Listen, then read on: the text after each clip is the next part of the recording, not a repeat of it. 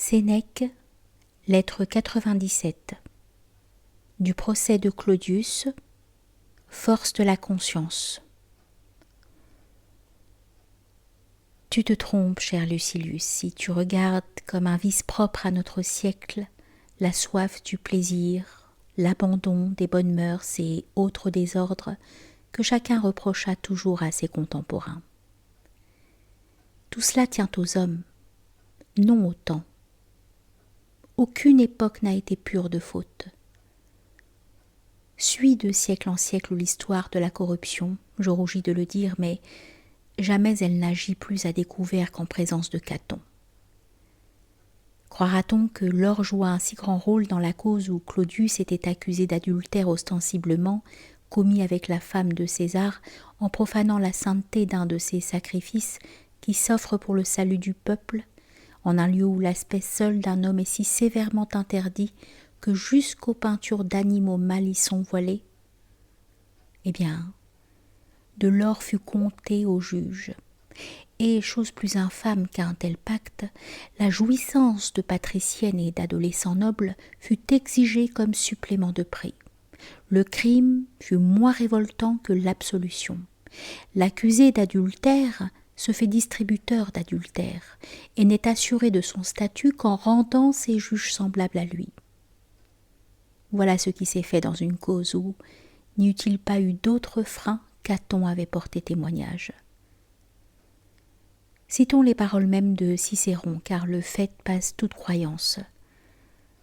Il a mandé les juges, il a promis, il a cautionné, il a donné, bien plus, bon Dieu, quelle horreur, des nuits de femmes qu'ils désignèrent et de nobles adolescents qu'on dut leur ramener, tel a été pour quelques juges le pot de vin du marché. Ne disputons pas sur le prix.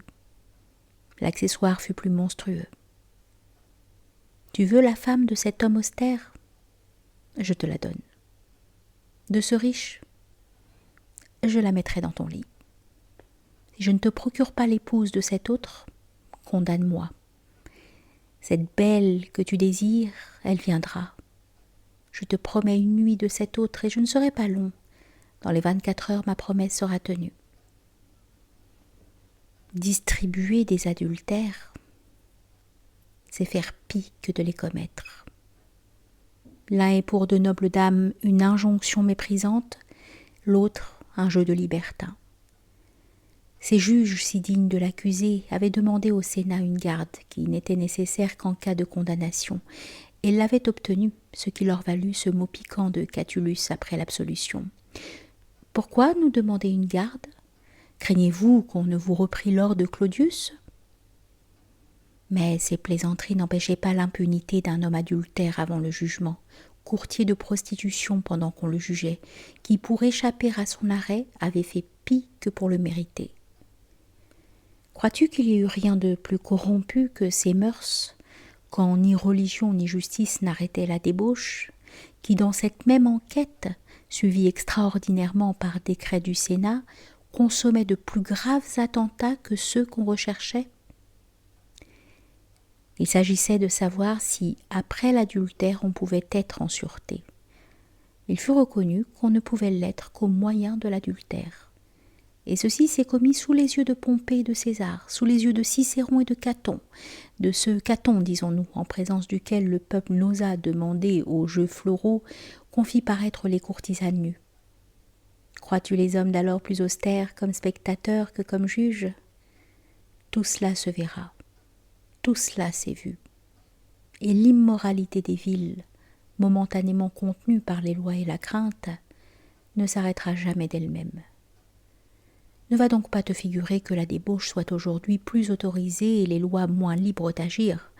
De nos jours, la jeunesse est bien plus retenue qu'au temps où un accusé se défendait d'un adultère devant ses juges, tandis que les juges s'avouaient coupables du même crime devant l'accusé.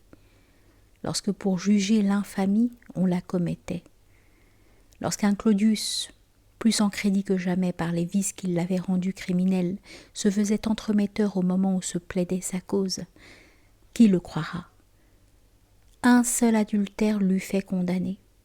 Sa complicité dans plusieurs le fit absoudre. Tout âge aura ses Claudius, mais tout âge n'aura point ses Caton. Nous inclinons facilement au mal. Pour le mal, les guides ni les compagnons ne peuvent manquer. Que dis-je ? On y va sans guide ni compagnon, de soi-même. C'est plus qu'une pente, c'est un précipice. Et ce qui nous rend presque tous incapables de retour au bien, c'est que dans tous les autres arts, les fautes portent honte et dommage à leur auteur. Dans l'art de la vie, on trouve du charme à faillir. Le pilote ne s'applaudit point de voir son vaisseau couler bas, ni le médecin d'enterrer son malade, ni l'orateur si la faiblesse de sa défense a fait succomber son client.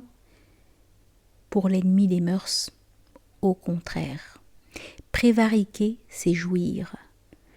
L'un triomphe d'un adultère que rendaient plus piquants les obstacles, l'autre met sa joie dans la fourberie et le vol. Nul repentir du crime que si le crime a mal tourné. Tel est l'effet des habitudes perverses. Car d'un autre côté, la preuve que le sentiment du bien survit même dans l'âme la plus abandonnée au mal est qu'elle n'ignore point ce qui est déshonnête, mais qu'elle n'y songe plus. C'est que tout homme dissimule une mauvaise action, et que, lui eût-elle réussi, en recueillant le résultat, il a bien soin de cacher la cause. Mais une conscience pure aime le grand jour et défie tous les regards. Le méchant craint jusqu'aux ténèbres. Épicure a dit là-dessus, fort heureusement, ce me semble, le malfaiteur peut avoir la chance de rester caché. La certitude, il ne peut l'avoir. Ou bien, si tu trouves le sens plus clair comme ceci, rien ne sert au coupable de demeurer caché, eût-il même cette fortune, il n'y aurait pas foi. Oui, l'impunité peut suivre le crime, la sécurité, jamais. Je ne crois pas qu'ainsi énoncée, cette maxime choque notre école.